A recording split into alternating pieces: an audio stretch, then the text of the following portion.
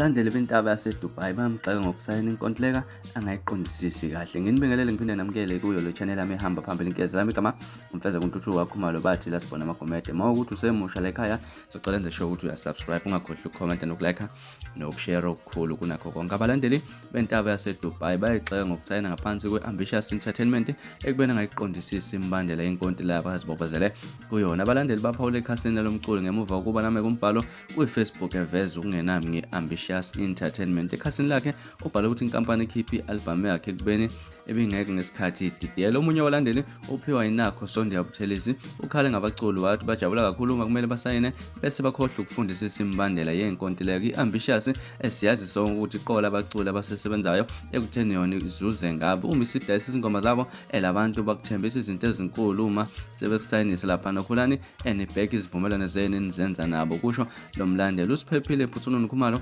ubuze kanje kuntaba yaseDubai, mfowethu mhlazana usayina inkontileka yayithini uma abakwenzayo kuphambene nabo kuzomele ubabophe. Intaba yaseDubai akulona icebo lokuqala elikhale ngale nkampani ngoba uSjava uAmanda Black kanjalo lapha noAris bangabanye abaculi abaphuma kungaseke ubuhle ubudlelwane nabaphathi be-Ambitiouz Entertainment. Imizamo yokuthola umculo ayiphumelelanga futhi bengayiphendula imilayezo ku-WhatsApp, bekhombisa impela ukuthi uyifundile kuze kwashaya isikhathi sokuthi kushicilelwe angayiphenduli imiqhafazo. Okungahoshelani phakathi kwentaba yaseDubai kanjalo futhi ne-Ambitiouz Entertainment kuqala emasontweni amabili edlule ngamuva ukuthi azwakalise ukukhathazeka kwayo ngokuxakeka ngemali. Lapha ingoma eyiculwa ngokuhlanganyela noBig Zulu ethi imali eningi kuvela ukuthi yenze indodla zemali engokudlala lapha ku-YouTube. NgoLwesine ekhasini le-Ambitiouz Entertainment ku-Twitter kunamekwe isithombe se-album esihloko sithi Amagama. Le album inezingoma eziyishumi okubalwa kuzo ezimbili aduma ngazo lo mculi ezithi Ngiyamthanda kanjalo futhi nalethu Usibale. Ithinto uHotsi Mahompele we-Ambitiouz Entertainment uthe zonke izingoma eziku-album